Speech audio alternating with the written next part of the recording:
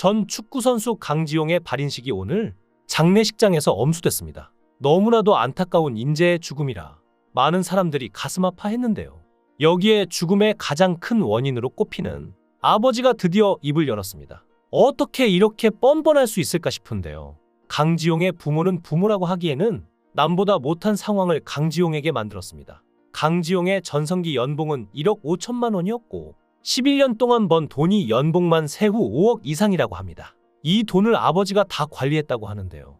하지만 결혼할 때 강지용은 아무런 돈도 없었습니다. 아내는 강지용이 시댁에서 돈을 받아온다고 해서 믿고 기다렸고 결혼할 때도 다 아내 돈으로 준비했는데요. 집 보증금은 전세 대출을 받았고 아내의 돈도 몇 천만 원 들었다고 합니다. 심지어 남편에게 용돈까지 주기 위해서 4천만 원의 빚을 내기도 했는데요.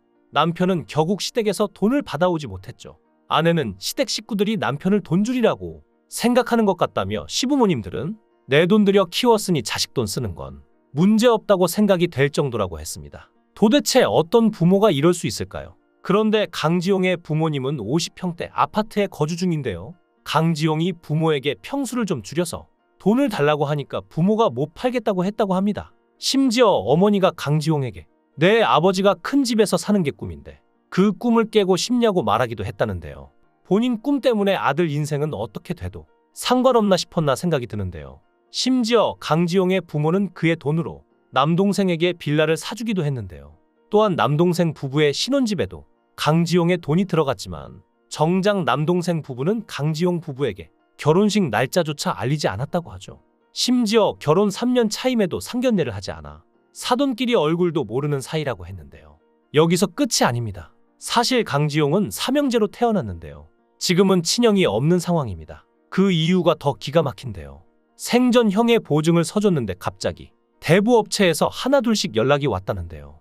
이후 형은 극단적인 선택으로 세상을 떠났고 형 장례 이후 폭풍이 몰아쳤다고 합니다. 집문서, 담보문서, 보증문서, 형의 대출 문서 같은 게 다 날아와서 그때부터 집안이 고꾸라졌다는데요.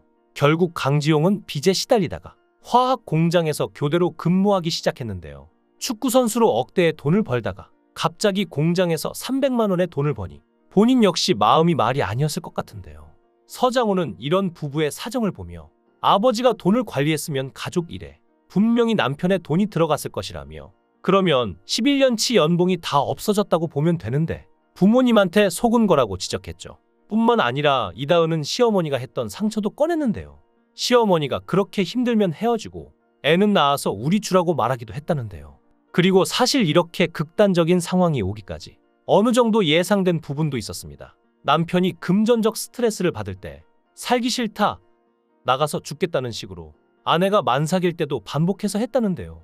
당시 남편의 극단적인 발언에 놀란 아내는 연락을 끊었던 시댁에까지 전화했으나 시어머니는 너네 우리가 돈 안 줘서 쇼하는 거 아니냐며 너희 돈 때문에 힘들면 이혼하고 지금 사는 집 보증금으로 남편 빚을 같이 갚아라고 했는데 그게 너무 어이가 없었다고 합니다. 여기에 더해 남편은 욱한 나머지 35층 높이의 아파트 창문에 매달려 목숨을 담보로 협박을 하기도 했다는데요. 출산 100일 후쯤 남편이 얘기를 하다가 35층 아파트 바깥쪽 난간에 매달려서 너 똑바로 봐라고 했다는데요. 이게 큰 트라우마로 남았다고도 했죠. 강지용은 가족으로 인해 고통을 호소하면서도 가족이니까 뭐든지 해줘야 한다. 이걸 못해주면 남보다 못한 거 아니냐? 라고 말하며 보는 이들의 마음을 안타깝게 했죠. 하지만 아무리 가족이라도 자신이 당장 꾸린 가정에 쓸 돈이 없다면 가정에 더 충실했어야 하지 않을까 싶은데요. 참 안타까운 사건입니다. 결국 강지용은 빚에 시달리다가 화학 공장에서 교대로 근무하기 시작했는데요. 축구선수로 억대의 돈을 벌다가 갑자기 공장에서 200만 원의 돈을 버니 본인 역시 마음이 말이 아니었을 것 같은데요.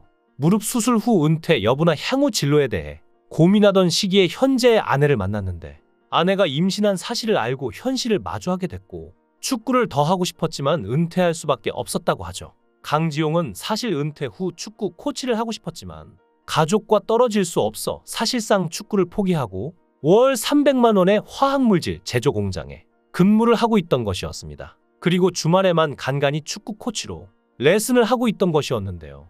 장윤정과 박수홍의 사례와 비슷하게 지금껏 벌었던 돈은 부모가 마음대로 가져가서 쓰고 본인에게 주지 않았습니다. 결국 아들은 생활고에 시달려서 가정도 제대로 돌보지 못하게 하고 이게 무슨 일인가 싶은데요. 당시 방송에서 불화를 고백했지만 결국 아내와 눈물의 화해를 했고 잘 살겠다고 다짐한 두 사람이었는데요. 결국 방송 한 달 만에 이렇게 됐습니다. 많은 사람들이 강지용의 사망 원인을 우울증으로 인한 극단적 선택으로 추정하는데요. 실제로 강지용은 우울증에 시달리는 듯 방송에서도 자다가 죽는 게 소원이다. 죽고 싶은 마음이 너무 크니까 차에 준비가 돼 있다라고 말하기도 했죠.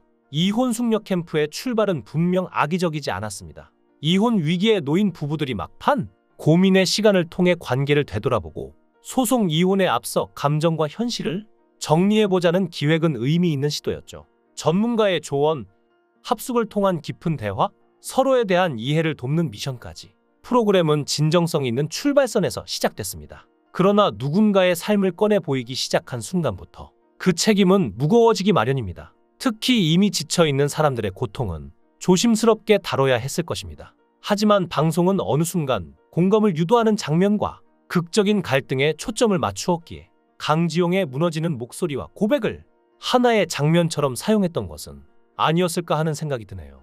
JTBC는 강지용의 사망 소식이 전해진 뒤 그가 출연했던 방송 회차에 다시 보기를 비공개 처리했는데요. 조용한 애도의 제스처일 수 있지만 그것만으로 충분할까 하는 생각도 들죠.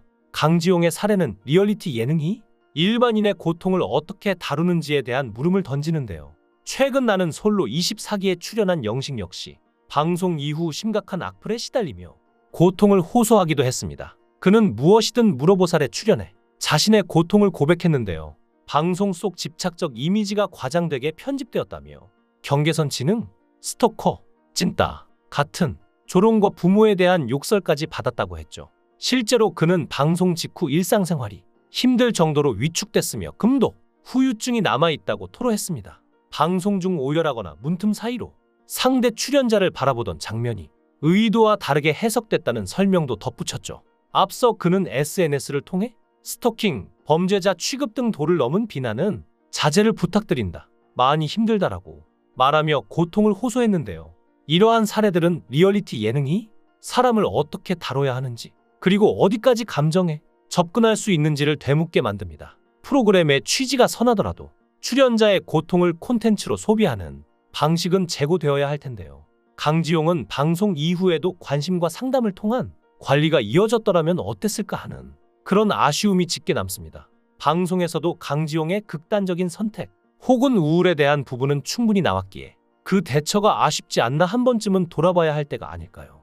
만약 강지용이 심각한 우울증에 시달리고 있음에도 방송에서 그것을 방관했다면 프로그램 역시 책임에서 자유롭지는 못할 것 같습니다. 이제 남은 부인과 딸이라도 강지용의 몫까지 남은 힘을 다해 건강히 살아갔으면 합니다. 강지용을 이렇게까지 힘들게 한 사람들은 분명히 벌을 받아야 하겠죠.